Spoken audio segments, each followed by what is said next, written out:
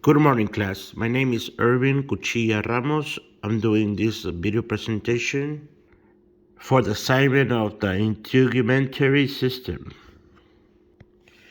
So here we can see the 3D model of the layers of skin and accessory structures. Okay, so we're gonna go in deep in this. As you can see, these are the different layers. Okay, so the top layer is the stratum corneum. Then we have the basal cell layer. Then we have the epidermis layer.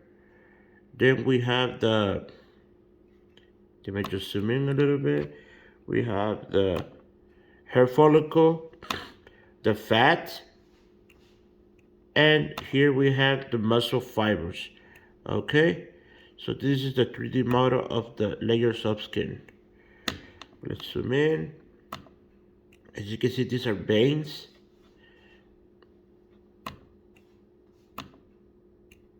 Dermis, like I said, dermis. We're gonna repeat again. Epidermis, the stratum corneum, the fat, and the muscle fibers.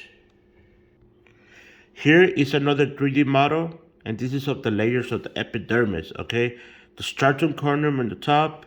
Second is the stratum granulosum. Then is the stratum spinosum. Then is the stratum basal, and then last the dermis.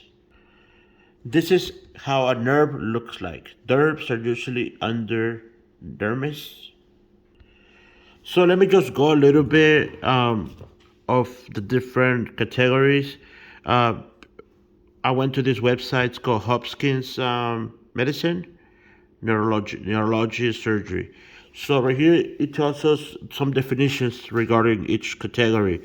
Hair serves as a protective role in the skin. On most locations of the body, hair offers a protective covering, which generates on a regular basis. In some places, hair serves as a filter, such as in the nose and ears, a moisture and heat retention mechanism, such as the armpits and genital region, and in the middle ear it serves as a mechanism for regulating balance. Each hair follicle in the hairy parts of the skin is attached to a muscle, the erector pili. Okay, so keep going down.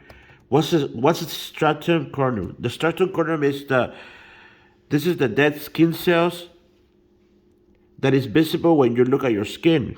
It functions to protect the living cells beneath by providing a hard barrier between the outside world and the delicate cells inside.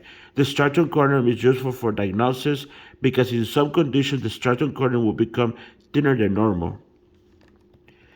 Epidermis. What's the epidermis? The epidermis is the next layer under stratum corneum. Its functions to protect the body. It produces cells that will eventually become stratum corneum cells. It contains sensory nerves, specifically small diameter sensitive temperature fibers. It is these sensory nerves that are helpful when evaluating a skin biopsy. Sensory nerves. Okay, here we go. Here's the nerve part. These are the nerves that innervate the epidermis. These nerves are the subject of evaluation when examining a skin biopsy after it has been immunized. The sensory nerves in the epidermis serve to sense and transmit heat, pain, and other noxious sensations. When these nerves are functioning properly, they can produce sensations such as numbness, pins and needles, pain, tingling, and burning. When evaluated, characteristics of the nerve such as total number, continuity, diameter, branching, swelling, and overall health are taken into consideration. Dermis. What's the dermis? Dermis is the next layer under the epidermis. The dermis contains all the subepidermal structures mentioned below. Dermis is characterized by loose, ribbon-like cells that hold dermal structures in place and serves to contain fluids. Alright, what's the erector pili muscle? This is a tiny muscle that attaches to the base of the hair follicle at one end to dermal tissue on the other end in order to generate heat when the body is cold. The erector pili muscles contract at all once, causing the hair to stand up straight on the skin. The rectal pili muscle is a source of information when evaluating skin biopsy, since it is well innervated with autonomic nerves that control when the muscle contracts. This is these autonomic nerves are also visible when the skin biopsy is immunized. All right. So as you can see right here, there's other categories right here, but these are the main ones. Blood vessels. These structures carry vital nutrients and oxygen rich blood to the cells that make up the layer skin, and then carry away waste products. Often the blood vessels are in close proximity to connections to nerve bundles in the dermal and subdermal layers. Okay.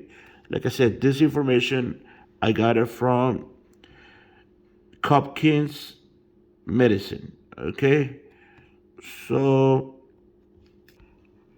here's another image. Okay, so with this I'm gonna close this video. As you can see that we have the sensory nerves, we have the stratum corneum here, the fat tissue, blood vessels, sweat glands, dermis, sebaceous glands, the rectal pillar muscles.